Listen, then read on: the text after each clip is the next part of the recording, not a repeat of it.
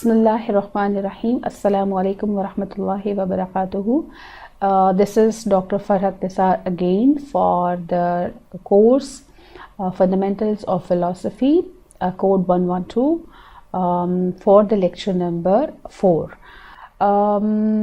Today, inshallah, we are going to discuss the continuation of the components of the different philosophies, as we have started in the previous lecture, that the different philosophies started in the ancient times, which are the salient characteristics of those philosophies, and in the continuity of those characteristics, today's lecture will be discussing the characteristics of the components of the Islamic philosophy.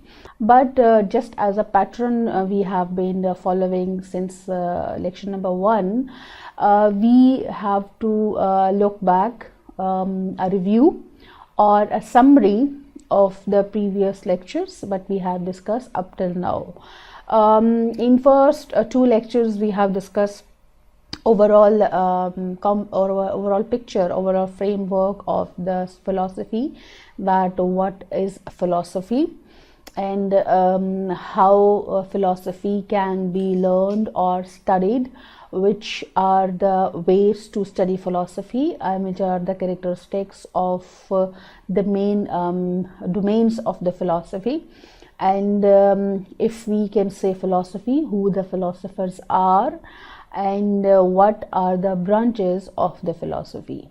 And yet if we talk about today's lecture, we have started in the previous lecture that what are the salient characteristics, or we can call it the main components of the different philosophies. As from the starting of the lecture number 1, we already knew that there are 4 main ancient philosophies famous around the world or in their own regions.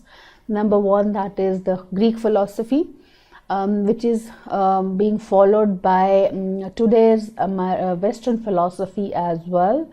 And then second is the Indian philosophy that was being followed, or being, we can say, prevailed in the region of the India. And then the third is in Chinese philosophy, which was basically a discussion in the region of the China, and it's basically based on this Chinese region. And the fourth one is the Islamic philosophy. When we say Islamic philosophy, it's basically based on the religion of Islam, or we can say one of the Semitic religion, or one of the Semitic belief, which philosophy which is based on the one of the Semitic belief.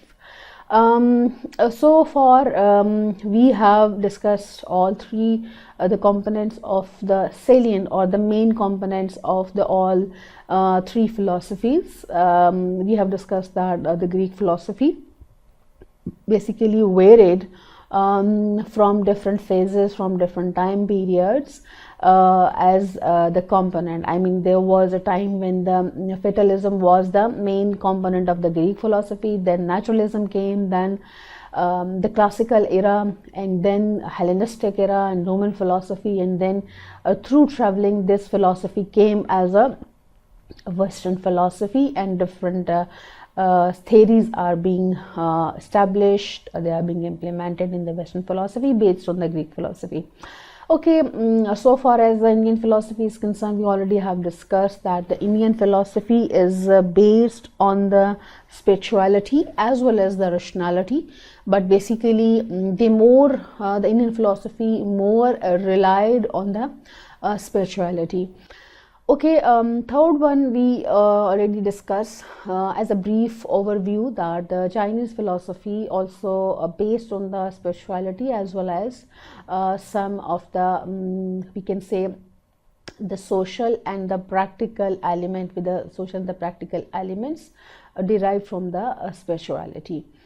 Okay, let's take the today's topic, that is the components of the Islamic philosophy. That what is Islamic philosophy, which are the salient characteristics of this philosophy, and based on the metaphysical, axiological, and we can say epistemological grounds of the Islamic philosophy. Okay, so far as the Islamic philosophy, as with the name, it's basically being called the philosophy which based on the Islamic ideas. And when we say Islamic ideas, so we means one of the Semitic religion or one of the Semitic beliefs. So mostly when we say the Islamic philosophy, it basically based on the Islamic religion or Islamic beliefs. This philosophy, if we look at the definition of the Islamic philosophy, that how Islamic philosophy can be understood or how Islamic philosophy can be defined.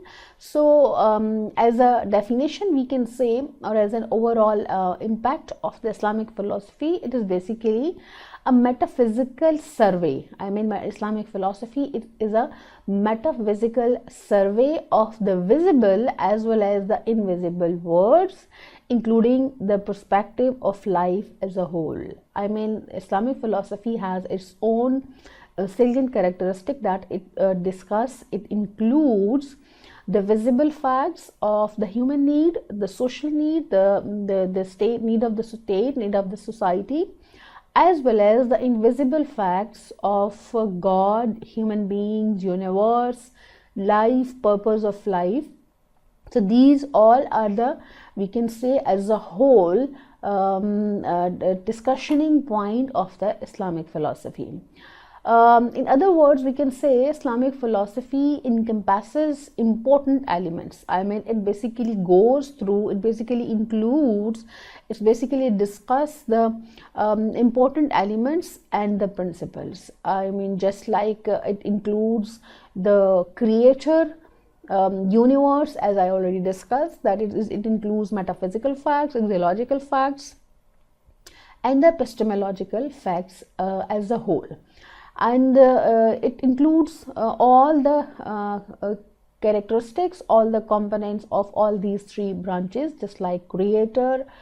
I mean, when we say creator, it's mean God, then universe, then it also includes epistemological importance of the prophethood, then society, man, and then purpose of man, creation of man, and then the man to be liable for the life after death or life hereafter.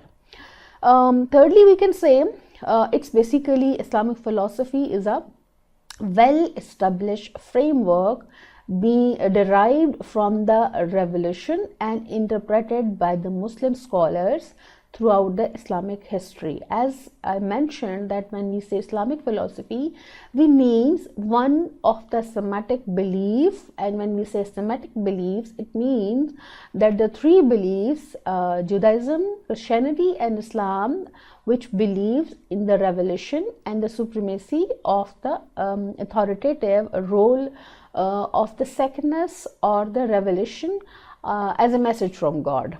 So it's basically we can other ways we can say these three Semitic beliefs are called the revealed beliefs or the revealed religions.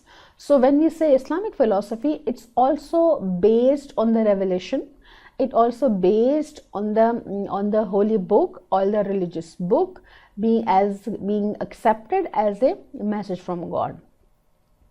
So Islamic philosophy is all about based on the revelation, but also being interpreted by the prophets, or when we say the Islamic belief, it's basically being interpreted by one prophet, Muhammad sallallahu alaihi wasallam, or peace be upon him, and then after that the different religious scholars. So fourthly, we can say Islamic philosophy provides correct and consistent answers to the ultimate questions which pertains to the issues of God. I mean, who is God, What is the reality of God? Is it monistic, dualistic, or the multiplicate?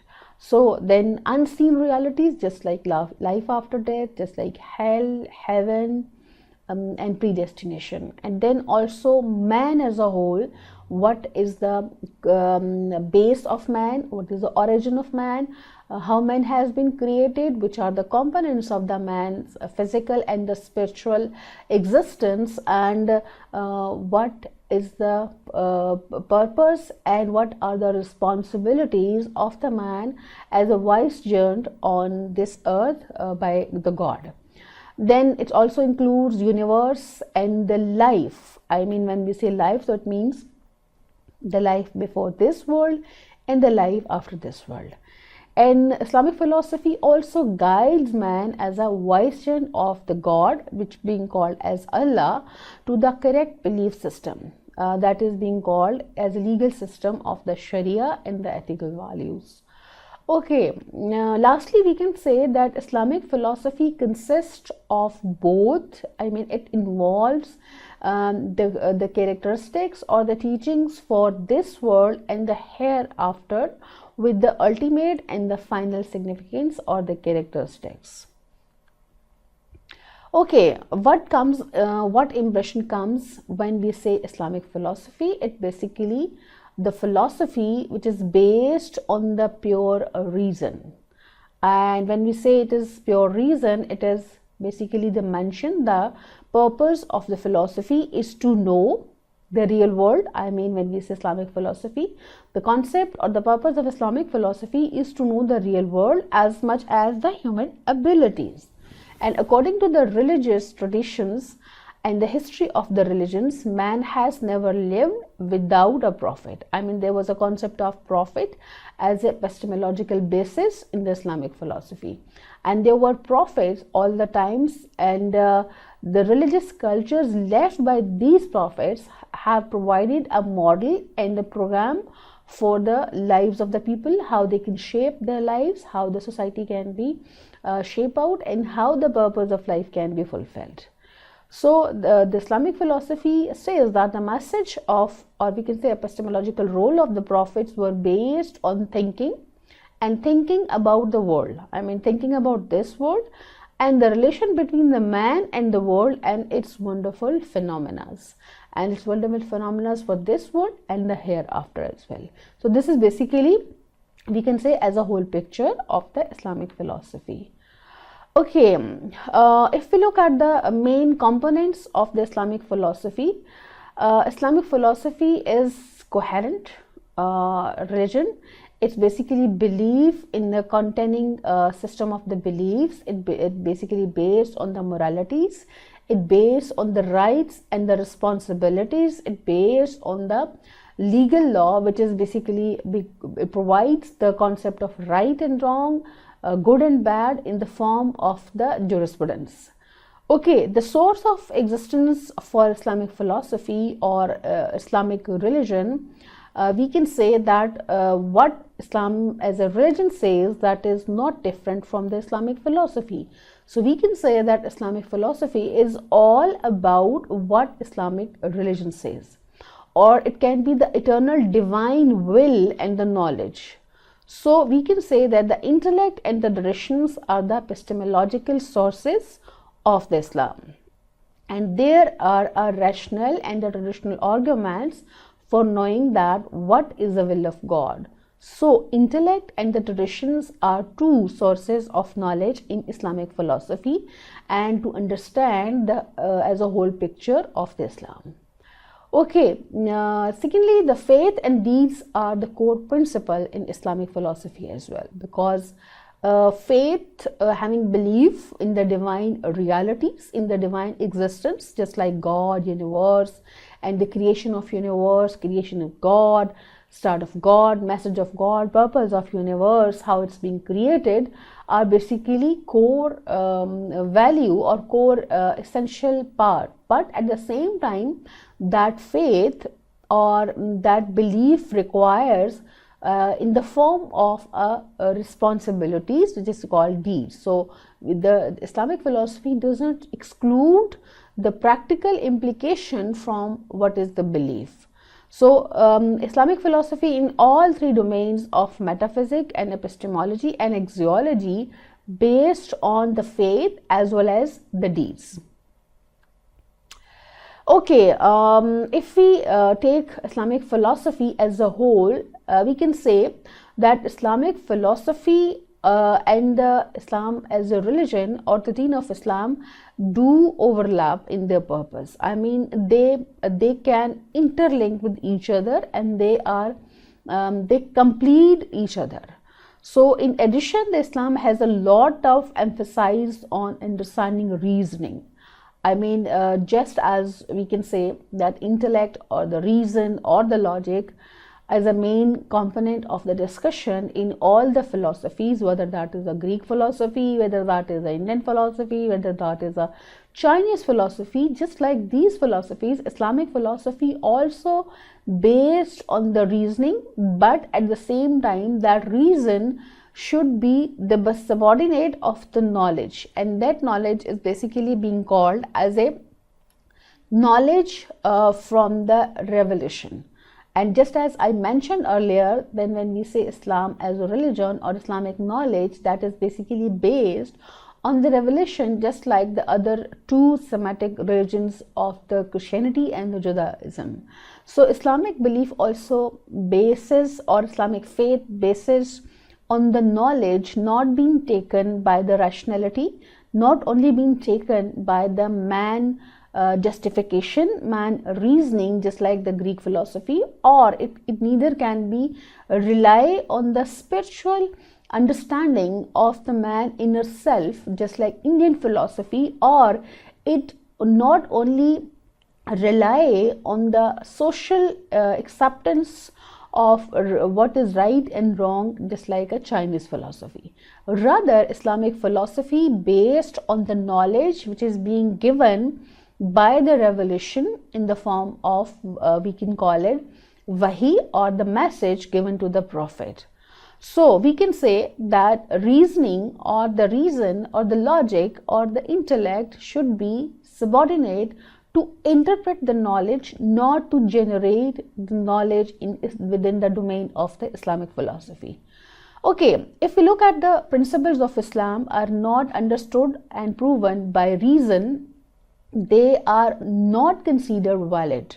I mean, when we have to understand the basic metaphysical facts of God, human being, universe, life, its purpose, its responsibilities, its accountability, they cannot rely only on reason, only on the intellect, only on the logic, but it should be derived, it should be based, it should be fundamentally taken out from the revelation or from the book or the message given by God to the prophets. But later on, this knowledge can be interpreted or can be implemented according to the need of that specific time. So we can say in Islam there is a principle that says whatever is judged by intellect, Islam accepts it as an interpretation and judges according to it. I mean, whenever someone interprets some sacred or the revealed or the revelation message, so it can be taken it as his or her interpretation, but the main message of the Islamic philosophy will be taken out from the revelation. So we can say, as said, there is no conflict between Islam as a religion, and when we say Islam as a religion, it's basically a revealed religion or a revealed faith which believes on the revelation given to the prophet and practiced by the Muslim or the Islamic society. So we can say there is a conflict between Islam and as a religion and the Islamic philosophy. So we can say if it's philosophy based on the reason, philosophy based on the logic, philosophy based on the intellect, that interpretation, that reasoning can be used to understand the faith of the Islam. So we can say, in other words, that the revelation and the knowledge, intellect and faith do not contradict one another, rather the interpretation source of the intellect or the reason support the faith of the Islamic philosophy. So we can say that they are interlinked. The epistemological basis, on the epistemological basis, the knowledge and the revelation are not different from each other. Okay, let's look at the metaphysical foundations of the Islamic philosophy, because previously we have discussed what are the epistemological basis of the Islamic philosophy. Now, because the mostly Islamic belief deals with the visible as well as the invisible facts of the human mind and of the human intellect, which basically came into the minds of all the philosophers throughout the history. So let's look at how Islamic philosophy discuss the domain of the metaphysics. So if we look at the metaphysical facts of the Islamic philosophy, it basically includes all the basic components of the visible and the invisible facts, just like God.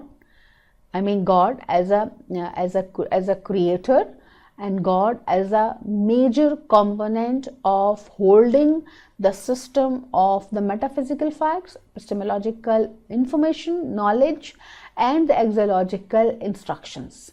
Then revelation, as I said earlier, that this Islamic philosophy is all about the Islamic religion, and when we say Islamic religion, it's basically based on the revelation given by the God in the form of the Holy Quran.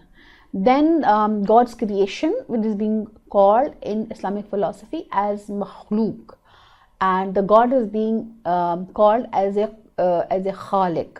So when say God's creation, what are the components of the creation, how the creation has been created, what is the purpose of the creation, including man, and what are their responsibilities and how they are accountable for their responsibilities as creation in this world. Then thirdly, man and the psychology of the human soul. As we know that throughout all the other philosophies, just like Chinese philosophy, Indian philosophy, and the Greek philosophy, the discussion of the body and soul and the spirit remain a major discussion of all these philosophies. So just like other philosophies, the domain of soul and the psychology of man also is one of the major part of the Islamic philosophy. Then knowledge, as I mentioned just a few minutes earlier, that knowledge is what has been given by the revelation through the prophet and interpreted by the reason or by the intellect of the scholars or the layman. Then the religion, as I mentioned in the previous slide, that religion is not something different from the Islamic philosophy. They are interlinked with each other. And then what does the mean freedom? I mean intellectual freedom, physical freedom, spiritual freedom, and what are the social freedom of the man in this world. So these are basically the main elements of the Islamic philosophy.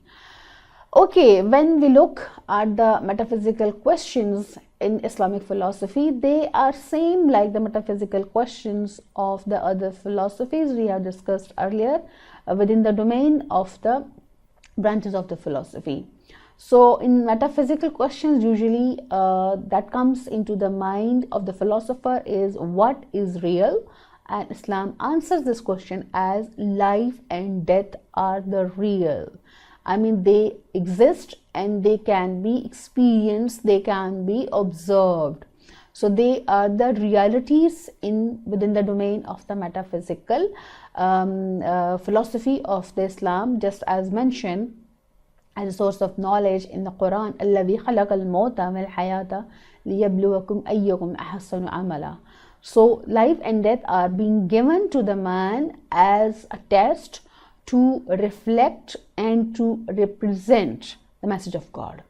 Okay, secondly, if we look at what is being in the Islamic philosophy, It's basically two main, we can say, components. It's basically the being of the creator, the one who designed, the one who gives, and the creation, and among the creation, the man or the human being are the one who receives this message and who reflects. So these are the two being mainly being discussed in Islamic philosophy, and just like the other beings of the angels or the satans are the secondary questions or the supporting being within the domain of the Islamic philosophy.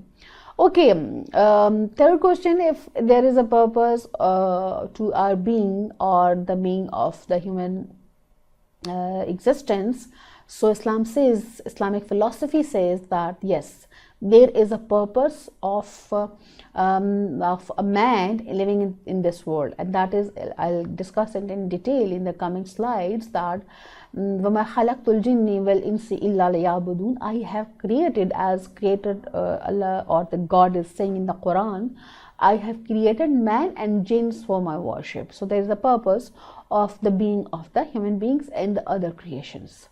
Okay, then thirdly, what is the self? Just like other philosophies, this question is being discussed within the domain of the philosophy or the Islamic philosophy. That can be reflect, or that can be find within the form of taqwa and the consciousness. I mean, we mean that the self is basically all about the taqwa and the consciousness of the human being to recognize, to understand, and to reflect the difference between the right and wrong, good and bad, evil and virtue. Okay, then the question, is there a God? Yes, Islamic philosophy do believe in the monistic concept of the God that is one. I mean, Islamic philosophy gives the idea of the one substance or the one creator, all in all, that is being titled as Allah. So lastly, do human beings possess free will? I mean, is there any free will of the human beings? So Islamic philosophy says yes, the human beings do have free will, but with the accountability. I mean, every free will human beings are using into this world, they will be accountable for their free will before the God or before their Lord, like in the life after this life or the life hereafter. So these are basically the main domains or the questions of the Islamic philosophy. Okay, if you look at the metaphysical questions or the metaphysical grounds of the Islamic philosophy, the first thing within the domain of Islamic philosophy is being discussed, the matter of God. I mean, the God as a fact. I mean, as we know that in the Greek philosophy, the concept of God is interlinked or being mingled with the concept of the human beings. I mean, there is a scientific description, or there is a scientific reasoning has been discussed within the domain of the Greek philosophy. Even in the Chinese philosophy and in the Indian philosophy, that God also possesses the same attributes like the human beings. But what is the God in Islamic philosophy? If we look at the description and we compare it with the other philosophies, so we'll have to see that if the concept of the first cause as discussed by Aristotle, and inshallah we'll discuss this first cause in the cause and effect theory within the domain of the metaphysics of the Greek philosophy in our later lectures. But right now there is a theory has been given by Aristotle that every effect has a stronger cause. I mean, the effect which we can observe, we can feel, is basically the consequence of a stronger effect. The effect is basically, the cause is basically the stronger than the effect. So this cause and effect theory basically a continuity of the cause and effect. I mean, every effect has a stronger cause, then that cause also had as a effect being given the another cause. So this series basically goes through from the origin of the man, universe, and then the creator.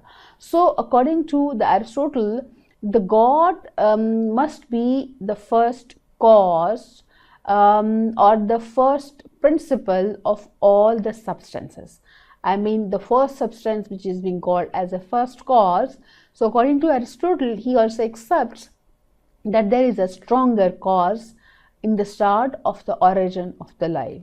So Aristotle agrees that the theology is can be integral part, or it can be investigated of the metaphysical science, and the God is the principle of as a being.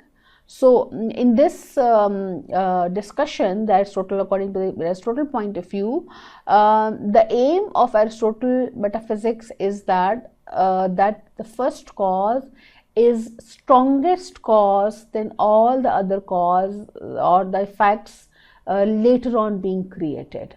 So we can say this philosophy, this cause and effect theory, has been explained well by the Farabi, and he says that the metaphysics as a universal science, he says that universal science which basically reaches to the concept of the God and the other species later on being created by the God. So if we can look in this way, the theory of the Aristotle's first cause or the cause and effect, so we can say that the proof of God can be found by the modes of the existence and through the arguments that contingent existence requires an existence which is necessary. I mean, we can say the infinite ladder of the cause and effect, or the principle of the, we can say the cause, then effect, cause, then effect, cause, then effect is basically goes through like a ladder. And there must be a first highest ladder that basically gives the all effects of the later causes. So that cause must be strongest than the all other cause, and that is being considered as being and strongest being, and that is being called as a God. So we look at the Islamic philosophy, how it is being explained by the within the domain of the Islamic philosophy. As I discussed earlier, as I mentioned earlier, that Islamic philosophy is basically all about the Islamic religion, and Islamic religion or the Islamic belief is all about what is mentioned in the holy book of the Quran. So there's this mentioned in the Quran, and he is God and in the heavens and the earth, and he knows our secrets and what you publish or what you hide.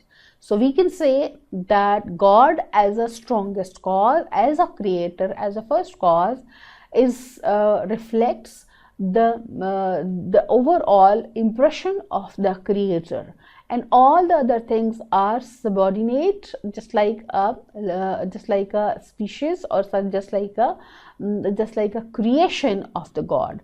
No matter if that is heaven, no matter that is universe, no matter that is earth, no matter that is the everything on the earth, no matter everything into the heavens, no matter that is a man, jinns, or other creations just like angels.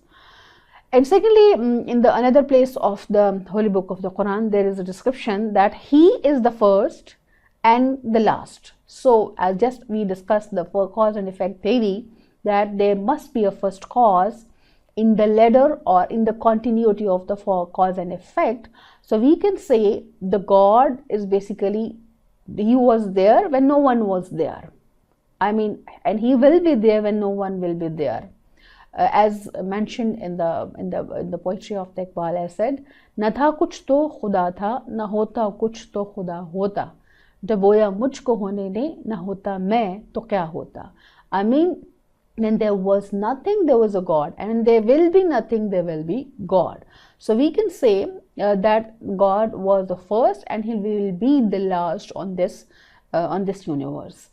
And the outward and the inward, I mean, he knows what is outward and what is inward, and that is the only quality of that being which demonstrate strongest attributes, and that those strongest attributes are being called the attributes of the God, as being described in the Islamic domain of the philosophy as the sifat of the Allah, sifat of the God.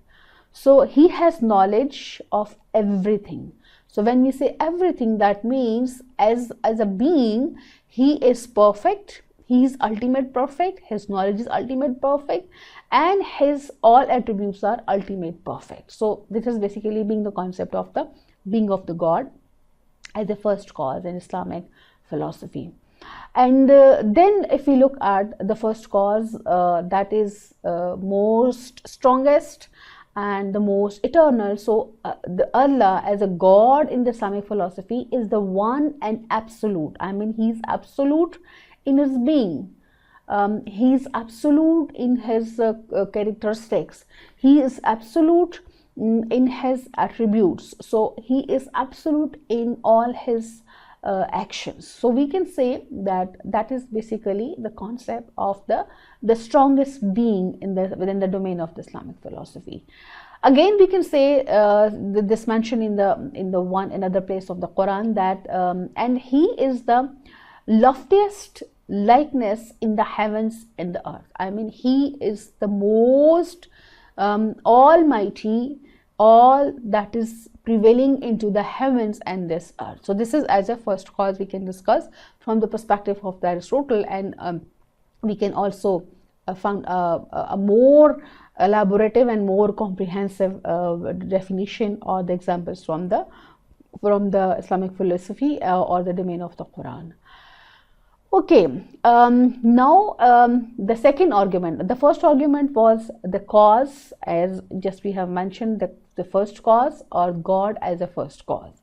Second argument for the concept of God in the Islamic philosophy is the design argument. I mean, every design has a designer. I mean, the human mind cannot accept any design without its designer. I mean, that is the argument being used by the Islamic philosophy, that if we believe that every design has a designer, the same is the case with this whole universe, that it has been designed so beautifully. And this examination can be done, they said, if you are basically walking in a desert area and or in a remote location, and you watch the beautiful places, the beautiful design you can walk through. If the desert, if you walk through a desert, especially when it's a full moon and at the night when you walk through desert, so you can see how beautifully this whole scenario, this whole desert has been created. So the scholar says this argument can best be used for the design argument, and if you believe that this beautiful thing has been created by some perfect designer, so that comes into our mind as the cause and effect argument again, that the one who has created all the other causes and the one who is the cause of the all other effects must be strongest and must be a perfect designer.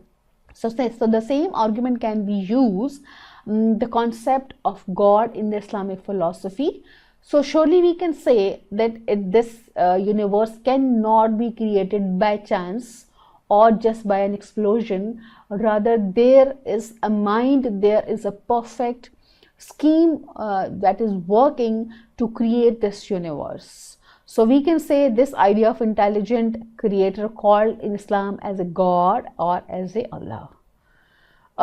Third, the two arguments we have discussed in the metaphysical concept of the God. One is the cause and effect theory, the first cause as a God, God is the first cause, and secondly, the design and the designer argument. And we have discussed the God as a perfect designer, as a designer of this whole universe and the human beings and all the other creation as well. Okay, Thirdly, the argument which can be discussed regarding the existence of God is the reflective and the non-reflective beliefs. So, as the cognitive scientist Justin Barrett says that the belief in God, I mean having belief in the existence of God, and beliefs more generally, we can say, are formed, or any other belief which basically become a belief for anyone on the basis of the cognitive science, based on two grounds: reflective and the non-reflective. When we say non-reflective acceptance, that is, or non-reflective information, or the non-reflective knowledge, that is being called as a intuitive belief. And if we remember our discussion in the Indian philosophy, so the Indian philosophy do accept intuition as a source of knowledge. So Justin Barrett says that the intuition is basically subconscious information, subconscious knowledge of any human being, which basically being created to reflect an information as a knowledge. So he says that the non-reflective or the intuitive beliefs that are result from the experience, I mean anything that becomes a belief somewhere in the subconscious, that is being retained as a knowledge when someone has experienced something. So this is non-reflective. There is something there into your intuition, and you believe and you accept it when you basically take it as a knowledge, or stored in your memory as a knowledge. Secondly is reflective, and the reflective conscious belief, that is basically, according to Justin Barrett, is basically result from thought. I mean any thought that based on any information you basically receive from anyone, that is basically become your thought. So he says that this basically come a thought and become later on becomes of belief. So the human beings naturally forms beliefs. This is according to the reflecting and non-reflective science of the cognitive science. It says that human beings naturally forms the beliefs from these two sources. Similarly, in the case of God, I mean any sort of belief which is being accepted by the human mind, that is based on either way, reflective or the non-reflective way. So similarly, in the case of the God's existence in the Islamic philosophy, that involves both sources of knowledge as a belief. I mean, when you say the intuitive knowledge, that is based on the heart. I mean that your heart appeals that if you accept that there is a being, there is a existence of a supreme being who is there as a creator, as a God. So this is basically your intuitive call or your intuitive acceptance. And then mind based, I mean one is the heart based and second is the mind based, and this appeals basically based on the rational reflection. So here I can just quote one we can say verse from the poetry of the Iqbal. He says, बेखतर कूद पड़ा आतिशे नमरूद में इश्क, इश्क है अक्ल है महवे तमाशा लबे balm अभी. So here Iqbal has basically pointing out the experience of Ibrahim when he was proclaimed as believing in the God, and he has been punished to being put into the fire. So he accepted that punishment, but not hesitant of being to go into the fire, because his heart was accepting the intuitive existence of the God. So we can say that this reflective or the non-reflective, both are being involved in Islamic philosophy. First, you have to intuitively accept the acceptance of or the existence of the God. Then rationally, you can explain it with your arguments.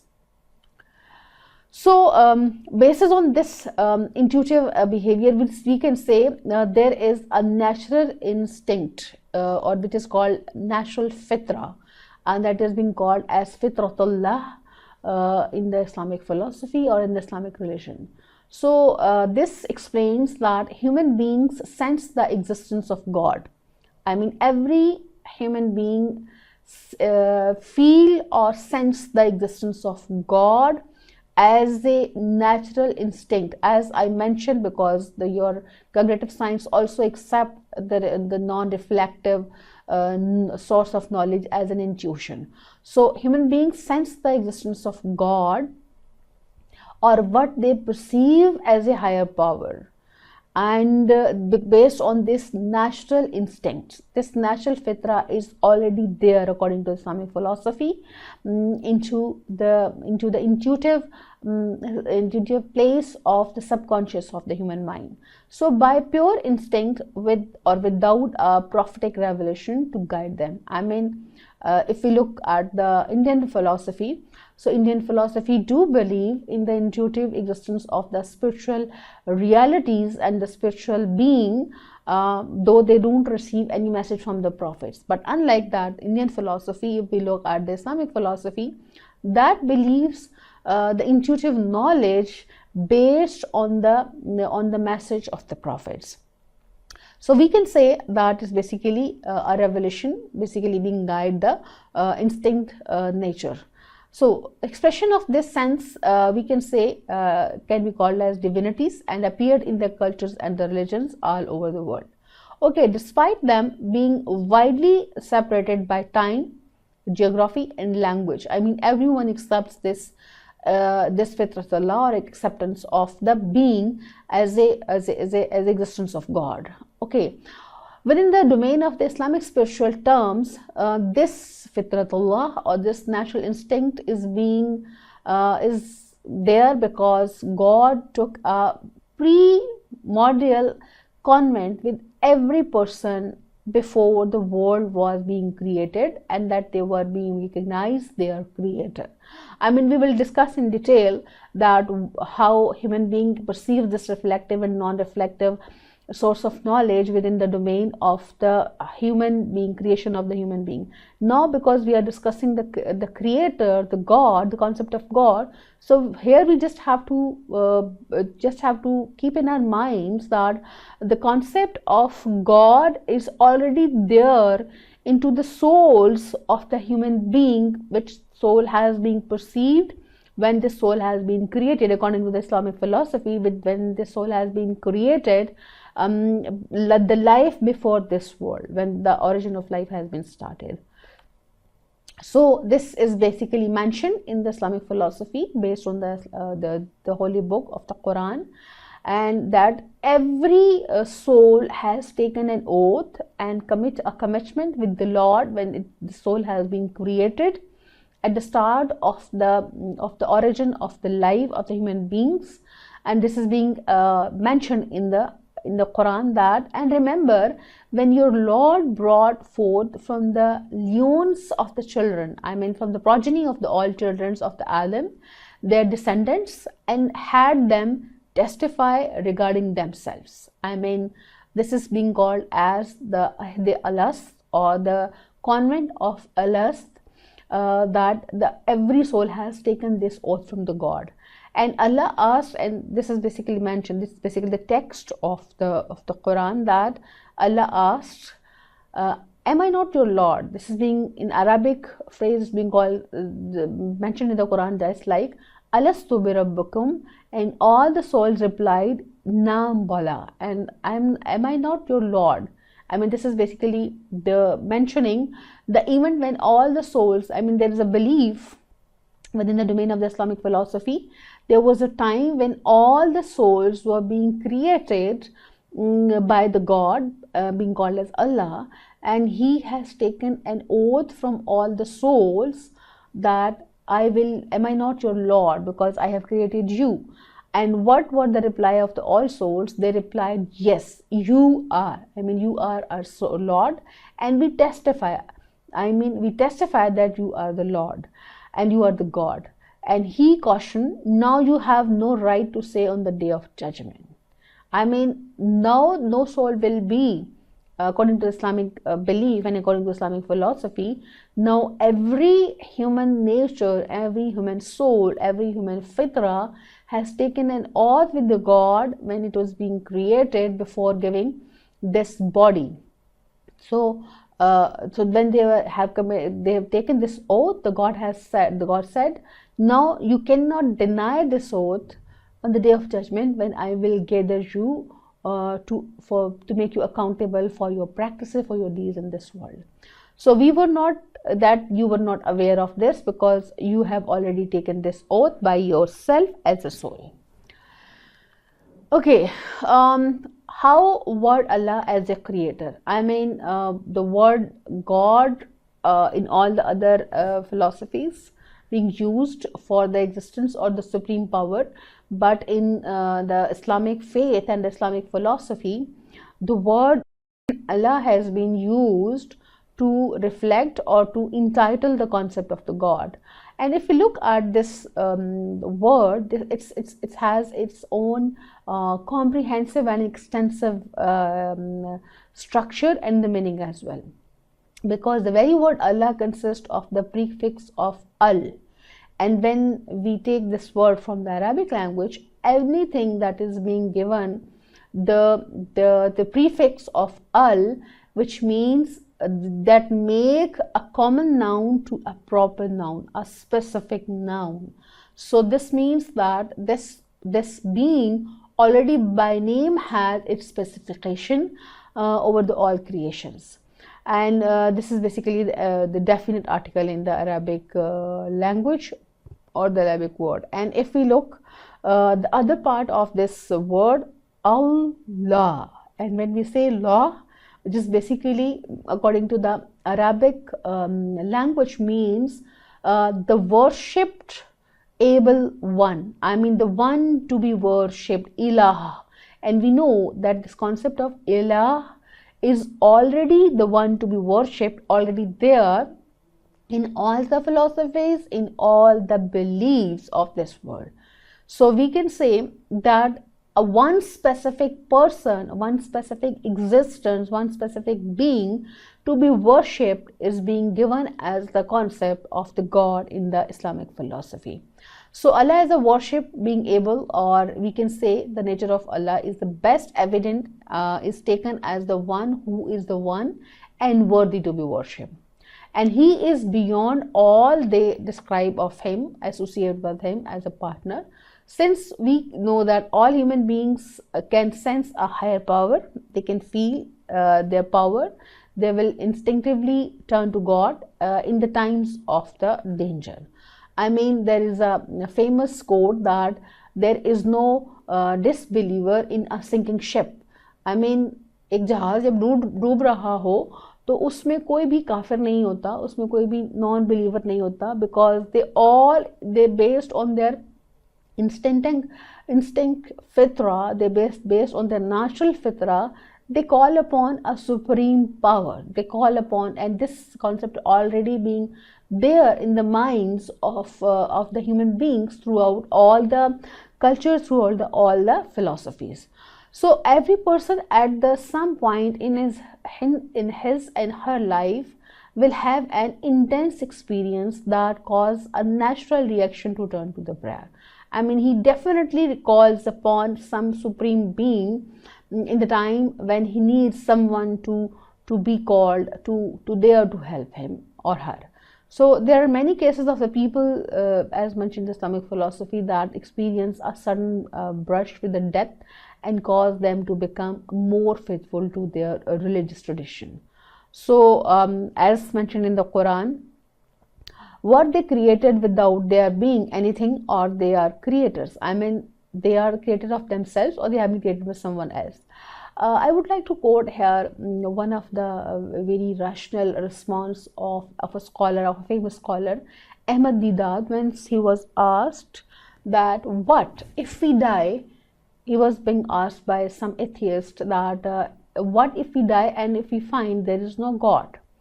And Ahmad Didat, as a scholar, he replied, it is not worse than when you die and if you find that there is a God. So that is the more specific if you believe in a God. And many people who experience death, or a sudden death, or the state of the coma, they basically have more strong belief in the being or in the existence of God than those who don't believe. So this is basically, we can say, another argument to accept as a supreme power, as a supreme being into our life, and that is being given by the concept of Allah in the Islamic philosophy. Okay, the fourth argument is the first we had discussed the cause and effect theory, then instinct nature, and then we have discussed reflective and non-reflective, we can say the knowledge, and the fourth one is basically we have discussed the fitratullah, or on the basis of the fitratullah, how supreme power is being required into the human life. So the fifth argument is the God as unmoved mover, or the first cause. As we already have discussed this point, so it's just supporting the unmoved mover, because when we say that there is a first cause, basically cause the effect, and so we can say that first cause is basically unmoved. I mean, all the other cause being created by this, or the other effects or the causes being created by this cause can be movable, can be finite, but this cause is basically infinite. And this is basically being mentioned repeatedly in the holy book or the religious book of the Islam, being called as the Quran. So it's mentioned that you see no incongruity, or there is no flaws, there is no we can say a flaw or a weakness where in the creation of the beneficent God. So you can just look at the creation of the God. If you want to discover, you need argument to the existence of God. So God as a designer, we already discussed earlier the design and the designer argument. So you will not see any weakness or any flaw in the creation of the God.